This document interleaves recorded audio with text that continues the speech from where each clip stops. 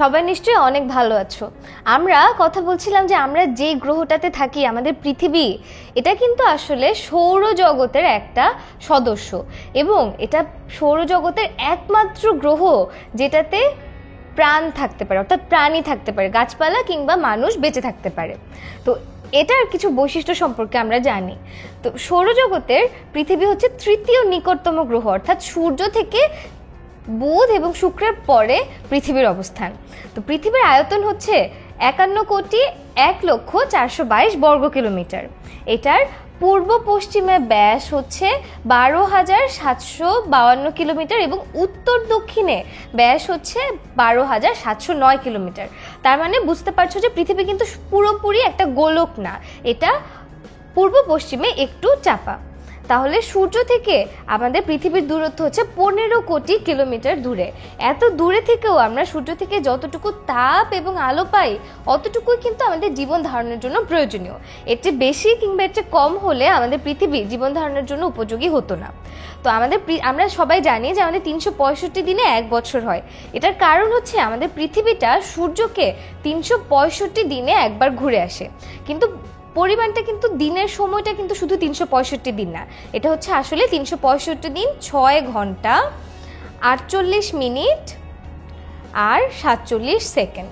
তাহলে 365 দিন 6 ঘন্টা 48 মিনিট 47 সেকেন্ডে পৃথিবী সূর্যকে একবার ঘুরে আসে। তো এই যে 365 দিনকে আমরা 1 বছর ধরি, বাকি যে 6 ঘন্টা থাকে এই 6 ঘন্টা করে 4 বছরে যোগ করে 24 ঘন্টা হয় এবং সেটাই কিন্তু আমাদের লিপ ইয়ারের ফেব্রুয়ারির যে 29 তারিখ সেটা হয়ে থাকে। তো আমাদের পৃথিবীতে একটা খুব সুন্দর বায়ুমণ্ডল আছে। এই বায়ুমণ্ডলে অক্সিজেন এবং নাইট্রোজেনের পরিমাণ সবচেয়ে বেশি, যে কারণে এটা আমাদের জীবন ধারণের জন্য উপযোগী। আর আমাদের যে পৃথিবীর তাপমাত্রা, এটা হচ্ছে গড় তাপমাত্রা হচ্ছে 13.90 ডিগ্রি সেলসিয়াস। তাহলে দেখা যাচ্ছে যে এই তাপমাত্রাটা খুব বেশিও না আবার খুব কমও না, যে কারণে পৃথিবীতে প্রাণী কিংবা গাছপালা বেঁচে থাকতে পারে। তো আমাদের পৃথিবীর একটা উপগ্রহ আছে, আমরা সবাই জানি, সেটা হচ্ছে চাঁদ। চাঁদ পৃথিবী থেকে 3,81,500 কিলোমিটার দূরে অবস্থিত এবং আমাদের পৃথিবী গ্রহটা যেমন সূর্যকে কেন্দ্র করে ঘুরছে, ওইভাবেই চাঁদ কিন্তু আমাদের পৃথিবীকে কেন্দ্র করে ঘুরছে। এ কারণেই বলা হচ্ছে গ্রহের সেটা আরেকটু ছোট, যেটা গ্রহকে কেন্দ্র করে ঘুরে সেটা হচ্ছে আমাদের উপগ্রহ, আর উপগ্রহ হচ্ছে আমাদের চাঁদ। এই চাঁদ 29 দিন 12 ঘন্টায় পৃথিবীকে একবার কেন্দ্র করে ঘুরে আসে। আর পৃথিবীর ভূত্বকে কিন্তু পানি পাওয়া যায়, অর্থাৎ পৃথিবীর ভূত্বকে পানি রয়েছে, বায়ুমণ্ডল রয়েছে, এখানে একটা সহনীয় তাপমাত্রা রয়েছে।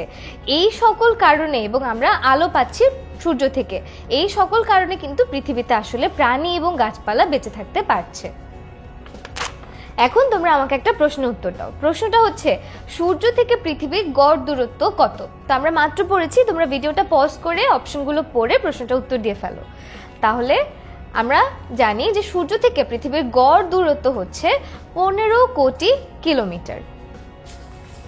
এখন পৃথিবীর পরে আমাদের সৌরজগতে যে গ্রহটা রয়েছে সেটা হচ্ছে মঙ্গল গ্রহ। তাহলে আমরা মঙ্গল গ্রহ সম্পর্কে একটু দেখি।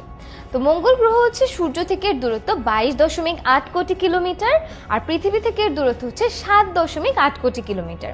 আর মঙ্গল কিন্তু বেশ বড় একটা গ্রহ, এটার ব্যাস হচ্ছে 6,787 কিলোমিটার।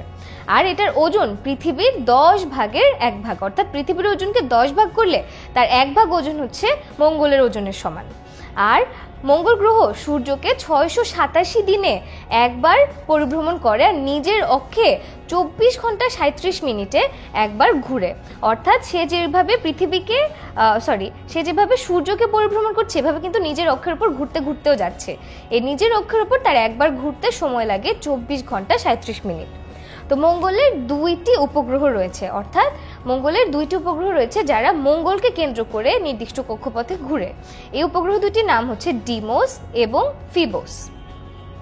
মঙ্গলেও একটা বায়ুমণ্ডল আছে, কিন্তু সেটাতে নাইট্রোজেন আছে মাত্র 3% আর আর্গন আছে 2%। এ কারণে মঙ্গলের যে বায়ুমণ্ডল সেটা কিন্তু জীবন ধারণের জন্য একেবারেই উপযোগী না।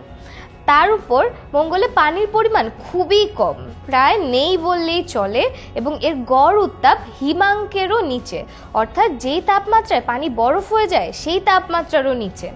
এই কারণে সেখানে কোনো প্রাণীর বেঁচে থাকার জন্য যে প্রয়োজনীয় সহনীয় তাপমাত্রা, সেই তাপমাত্রা কিন্তু নেই। আর মঙ্গল গ্রহে যে পাথর রয়েছে, সেই পাথরে মরিচা পড়েছে বলে মঙ্গল গ্রহের রংটা দেখতে কিন্তু একটু লালচে ধরনের হয়ে যায়। তাহলে তোমরা মঙ্গল গ্রহ সম্পর্কে একটু জানলে, তো মঙ্গল গ্রহ নিয়েও একটা প্রশ্ন উত্তর দিয়ে ফেলো যে মঙ্গল গ্রহের উপগ্রহ কয়টি, এটাও আমরা মাত্রই পড়লাম। তাহলে তুমি ভিডিওটা পজ করে অপশনগুলো দেখে উত্তরটা দিয়ে ফেলো।